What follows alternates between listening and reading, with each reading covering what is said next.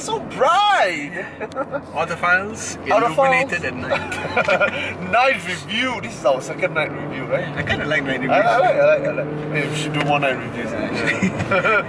It's quieter, it's less distraction around. Fewer cars. We can drive fast.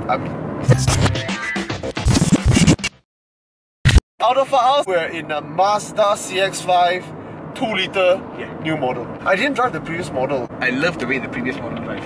Is it good? It was good.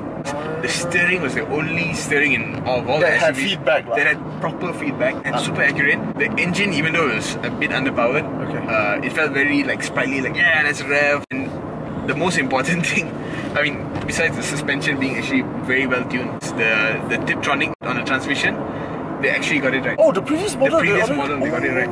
The manufacturers, if you're listening, the wrong way is forward means up one gear. No. No. Down is up, up is down. Yes. Get it right.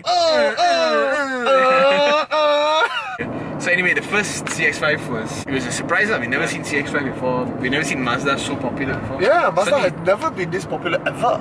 It took a huge chunk of the market share from the CR-V.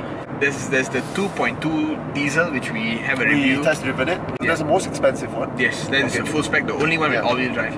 Then you have the 2.5 litre petrol. That is a high spec model. This is the 2 litre. This is not the base model. The base model is 135. What's the difference between this and the base model? I think engine-wise the same, gearbox, everything is the same. Yeah, fundamentally same car. Okay. It's just a few things here and there. My first impression when I first saw the CX-5, I thought the design was super different, super futuristic and all that. It is. It's so handsome. It's a car that is both pretty and handsome at the same time. When I first saw this car, I was like, wow, gorgeous stuff, man.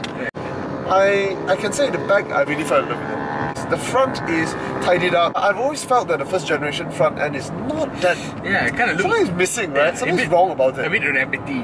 Yes. I don't know why. Yes. It's like you want to be angry, but you're kind of cute at the same time. Your eyes too big, kind of thing. But this one, they got it sharp on. Yeah, super sharp, super it's aggressive. Right. It's aggressive, it's squinty eye, it's futuristic. Like what you want.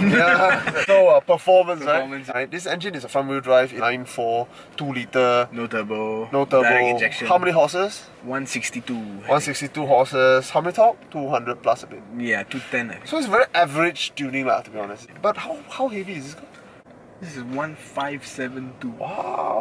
This car feels so light. Yeah, man, it feels lighter than it is. It feels like a 1.2 ton, 1.3 ton car. Yeah. Oh, I wonder where the weight went.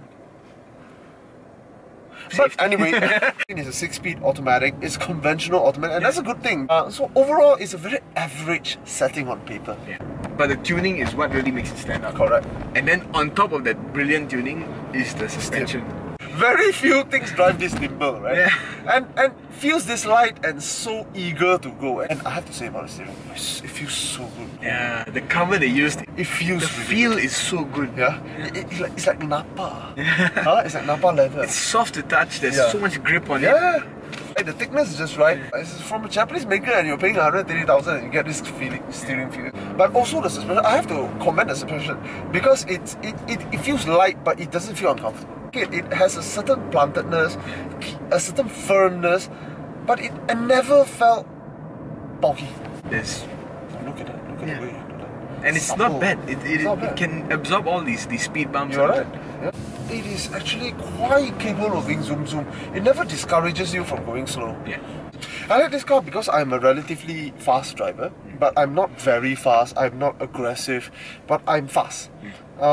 And this car suits my driving style very much. It doesn't discourages me, but at the same time, it doesn't make me want to do something reckless. And we're saying this now, it's 1.5 plus ton. Yeah, man, I was surprised. It feels like it weighs 1.2. Yeah. And that's all down to the suspension. Yeah, man. I give it a 4 out of 5 for its performance. And for me, the driving, I cannot think of a way they can improve this anymore. 5 so out of 5. I have to give it 5. I think they can improve it. Give me a 1.8 turbo. This is a car bought by average family, regular You're right, families. I mean, it's just right, you know. It's a sweet spot. It's a middle, like you said just now, it's a middle path. It's just a sweet spot. And how many 2-litre SUVs can go fast properly? How many 2-litre SUV does this? It's like, we just go into SUVs with 2-litre engines and we say, don't expect much. Yeah. This is the first time I went inside not expecting much, and I got what pleasantly surprised. Yeah. So, you know, quite impressive actually. So performance, I give 4 out of 5, he give 5 out of 5. Very rare. Very rare. We're telling you very good stuff here. Next up, looks on the outside.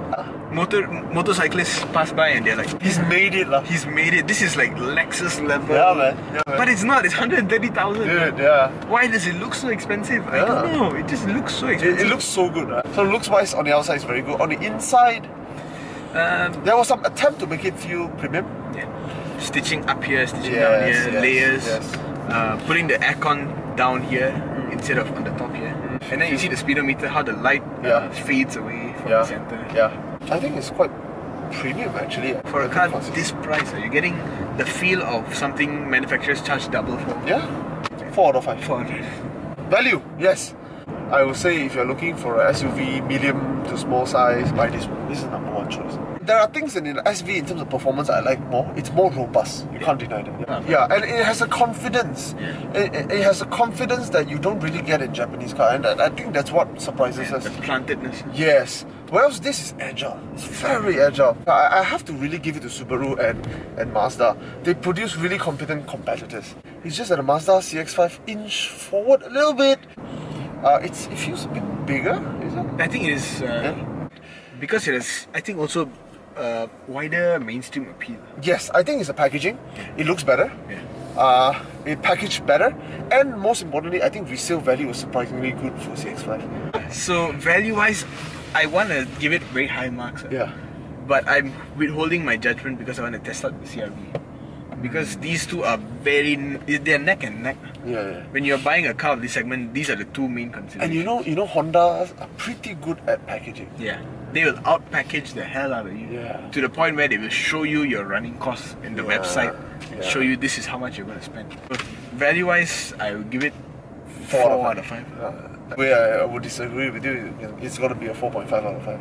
Okay. I doubt you can get significantly better with this price. The problem is, okay, two things. One, like I said, the CRV. Okay. And second is the problem you have in mainstream car market. You go in for a GL, and then you say, I can get this toy, I can get this blind spot monitor if I just you start specking it up. And then you realize, I can get a bigger engine if I just pay 200 and get more a month. I can pay that, and then you end up going up to the 2.5, and then your value is gone. And then your value is gone. Especially if you've gone up to the 2.2 turbo diesel. I don't think you should go there. Don't Stop at the 2.5. I think if you're really going to climb up the CX-5 value. Yeah.